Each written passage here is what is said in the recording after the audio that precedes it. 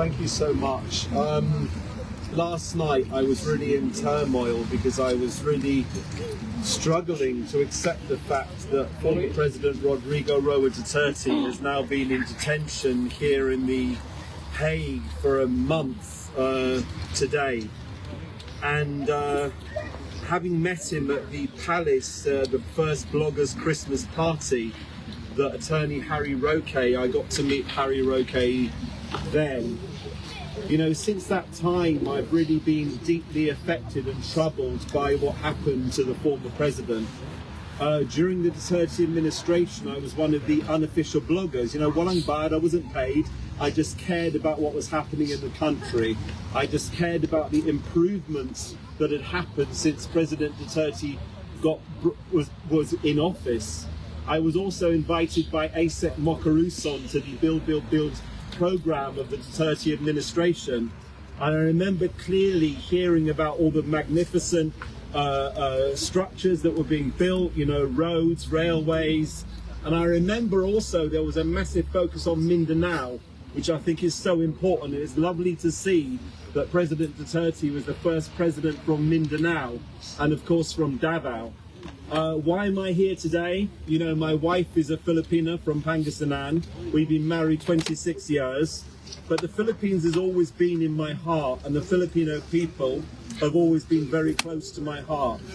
As I've said previously, I think the world will be a very dark place without the Filipino people. And I'd like to thank all the OFWs around the world for being here. I'm not going to make this political. You know, I'm a foreigner, and I don't have any right to be critical of the government. But all I would say is this. You know, President Duterte was very clear that he loved the country. You know, he said he loved the Filipino people. I remember his first Christmas speech when he said about, you know, a message to criminals, etc. This will be your last Merry Christmas. And all I think he was doing was warning people to behave. You know, I've seen a documentary on the effects of shabu or crystal meth, and I know it can completely change people and make people very aggressive. And I know when people are under the influence of shabu, you know, they're committing rapes, murders, really, really nasty crimes. And all the former president wanted to do was rid the Philippines of this nasty, nasty drug.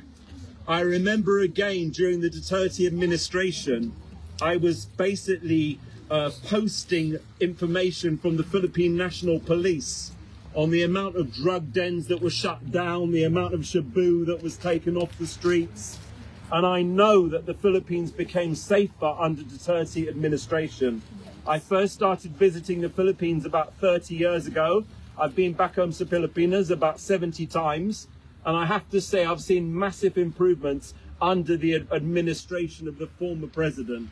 Again, I'm not here to be political, but I remember on March the 6th, the day that the president was taken to the ICC, I don't normally wake up in the middle of the night, but I woke up about 2 o'clock in the morning, and I was watching Facebook, and I saw the videos, and I saw Mum Honeylet, and I saw Mum Kitty, you know, and everyone was having to see what happened. You know, President Duterte was like a father to so many people, so many Filipinos. Yes. And I saw the turmoil that his family were going through. You know, former President Duterte didn't have a chance. You know, the Philippines is a sovereign nation. It has its own judiciary, its own court system. You know, May Kian de los Santos, rest in peace, but he was the people behind that were prosecuted within the Philippines. So it just goes to show there is a functioning court system in the Philippines. So in that case, why were these cases not dealt with in the Philippines? Why did it need to go to the ICC? Why was President Duterte, a man who's 80 years old, a man with multiple medical conditions, who at the time was suffering a diabetic hypo, why was he dragged onto a plane and brought thousands of miles away? I remember during the Duterte administration, you know, the former president didn't really want to travel so far because of his advancing age. So why was he 80 years old? Why was he flown thousands of miles you know, to put on a small plane, flown thousands of miles for this. And you know what? When he was flown to The Hague, to the ICC, he had a 25-minute court appearance, and apparently all that court appearance was so that they could make sure they got the right person. I understand about the wheels of justice, but wouldn't it have been far better, as President Duterte said himself, you know, he wants an investigation. He accepts there are questions to be answered, but why weren't the ICC able to do something before they brought him? Why couldn't they at least wait until everything was ready? Because I worry, I get really scared that this trial is going to take a long time. It's a very lengthy procedure. And, you know, I have to say one more thing. You know, there's no death penalty in Europe. There's no death penalty in the ICC. And I hate to say this, but what scares me the most is if this case goes on for a longer time. I hope former President Duterte lives for 1,000 years. I hope he does. But I do worry the more he languishes in jail, the more it's going to affect his mental health. And I'm so scared about that. I've been in absolute turmoil for the last month. I've been waking up in the middle of the night. I haven't been sleeping. This is my 3rd visit now to The Hague in the last 3 weeks. I cannot keep away from showing my support. I'd like to thank Sir Alvin and Sir Aldo.